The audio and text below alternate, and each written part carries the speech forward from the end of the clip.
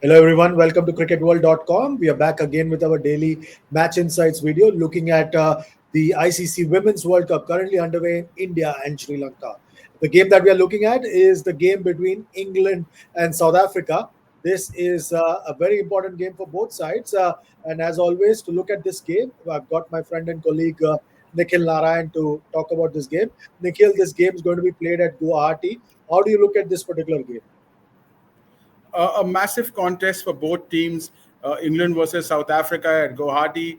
England, as you know, Chandresh, four-time winners, four times runners-up, one of the most successful teams, along with Australia in the Women's World Cup.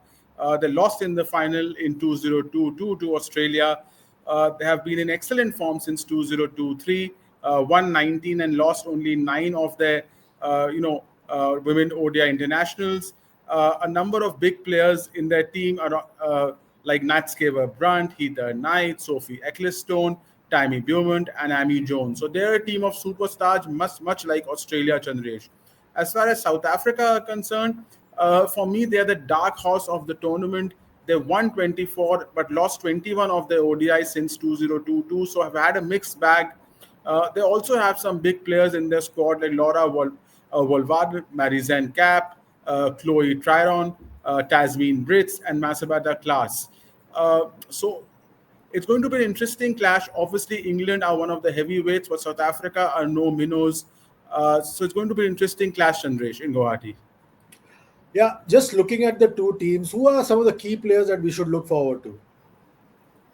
As far as England is concerned, Chandresh, one has to start with their captain, Nat Scaver-Brunt, one of their stalwarts, one of their all-time greats, England's leading scorer in ODI since 2023, 1,083 runs in 24 innings in this time frame, average of 60 and a strike rate of 97. So scoring big and scoring quickly.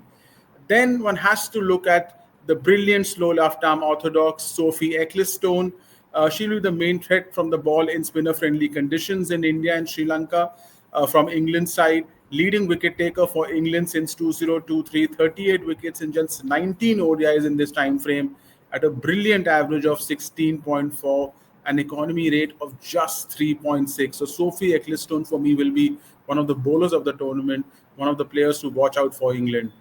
From England. Players from South Africa who could make a difference in this match, I would look at Laura Wolvard, the captain, mainstay with the bat, leading scorer for South Africa since 2022, average of 54 and 700s in this period. Fantastic batter, Laura. So she'll be one of the keys. And then I look at the all-rounder, Marizanne Kapp, one of the most reputed all-rounders in the world.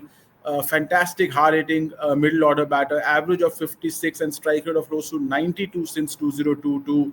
Also 35 wickets at an average of 27 and a very decent economy rate of around 4.5 during this period. So I think these two will be key. Laura and Marizanne will be key for South Africa in this encounter, Chandresh. Okay, now looking at the battles, key battles that could define this contest, what are some of the key battles? The three key battles, Chandresh, which I've identified, I'm looking forward to, Laura Wolvard versus Lauren Filer. Laura is an opening batter. She recently scored 100 versus Pakistan women just a couple of weeks back. She has an average of 49 in ODIs, 900s. But Filler is, a very fast, one of the fastest bowlers going around. Very good start to her ODI career, 29 wickets in 19 matches. So it's going to be interesting how Laura approaches Lauren Filler, in the batting power play. Then I'm looking forward to Marizanne Kapp versus Sophie Ecclestone. This battle should play out in the middle overs. Kapp, again, 121 versus Pakistan recently, hard-hitting middle order batter. Ecclestone, as we all know, amongst the best spinners in the world.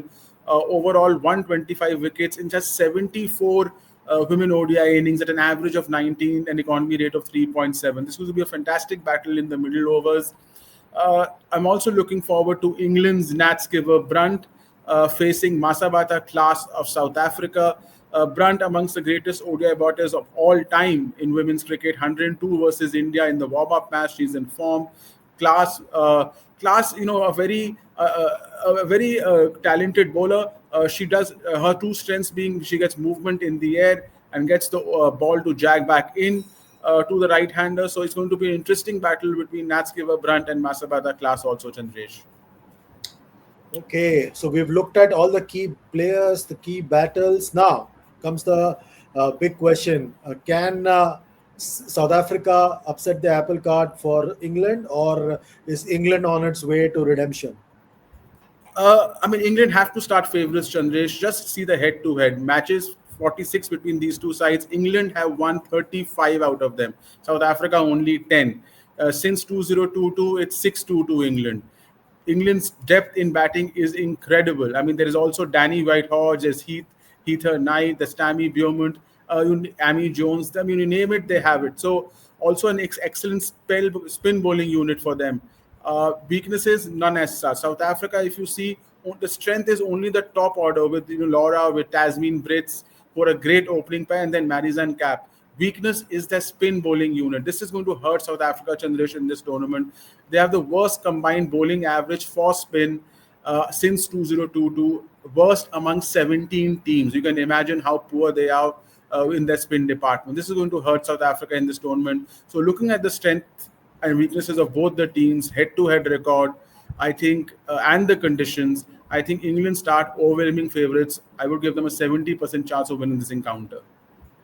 Okay, let's see what happens in this contest. Remember, you can be part of the conversation that Nikhil and I are having right here on cricketworld.com by simply liking, sharing, subscribing, and commenting on all the videos that we post here on cricketworld.com. That's it for now. We'll be back soon. Till then, take good care of yourselves. It's goodbye and God bless from both Nikhil and myself.